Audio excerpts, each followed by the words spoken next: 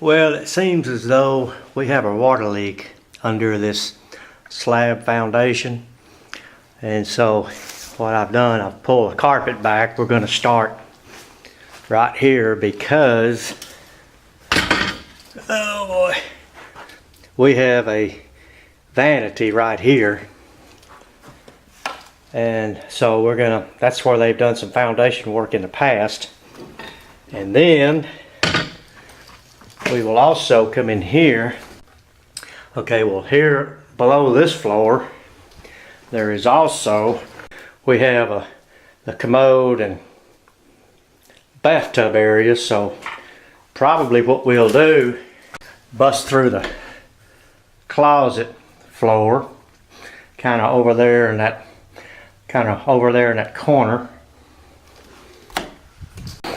We will bust through right here in front of the AC, and then also right here. That should give us a pretty good look underneath at the sewer.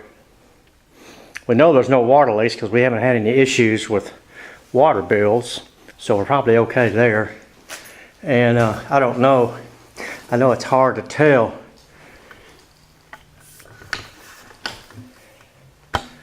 other than having some, I'll get my water level out eventually and we'll find out how far down it is. But in the meantime, I'm going to see how difficult it is to get through that floor without a jackhammer for today, just for kind of a test place, just to see if it's wet under there.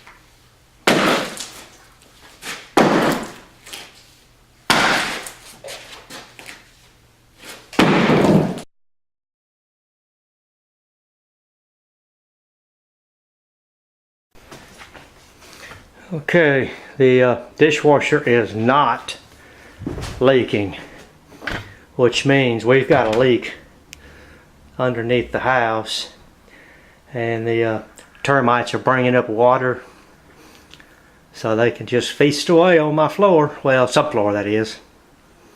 So looks like we're fixing to dig up some more concrete.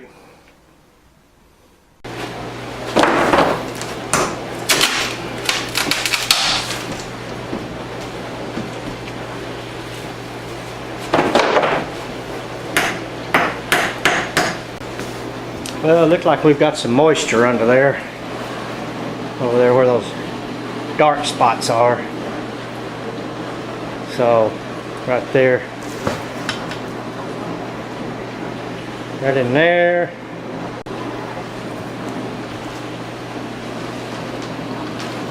So, breaking up more concrete.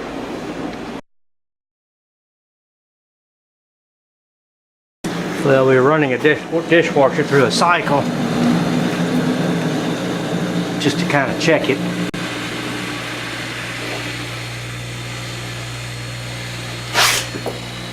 I see no water. So that means it's definitely coming from underneath the house, and there's no leak under the sink. No leak under the sink, so looks like we got some work to do. Well, we found some moisture down there, so I'm going to dig a little more. The only problem with this one's under a counter, so that 2-inch line there in the wall is probably broke underground.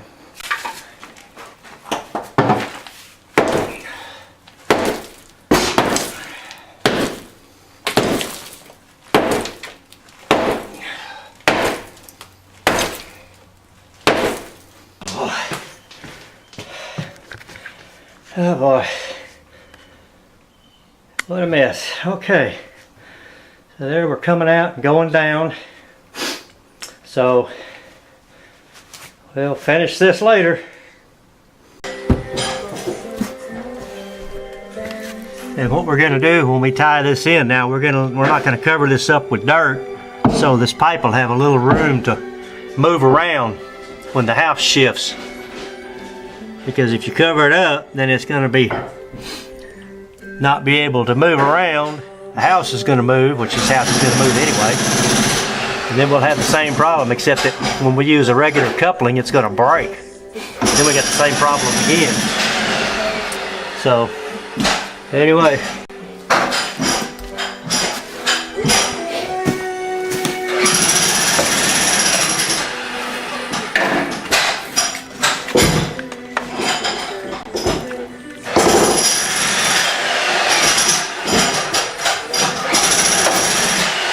This is, we're going to cut the pipe and put a cap on it.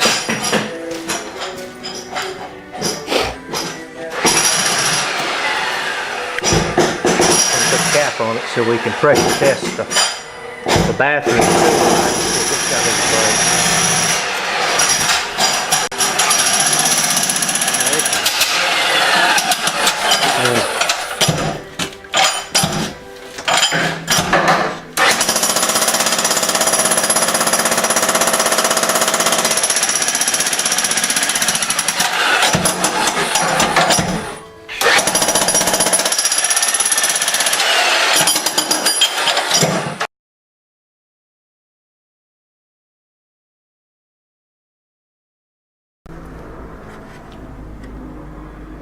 I've got this bathroom capped off. We've got it full of water.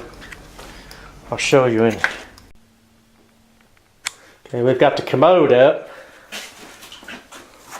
We got, well, we must have another leak because that was filled all the way to the top. So we've got a real small leak somewhere, darn it.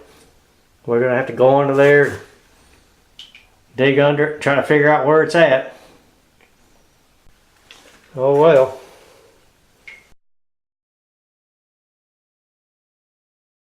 First, we're going to come here to the kitchen sink. There's the kitchen sink, and there now you can get a better look at what came undone down there. Got us a hole midway from the sink to here in case we need to come through once we cap this one off and fill it full of water, in case we need to come in and dig for gold there. And hopefully we'll be okay there. Now we've got we have a capped off washing machine line here. We're just going to get rid of it completely, so we'll make sure it's not leaking. We got to dig down to that 3-inch line to make sure nothing's broke down there.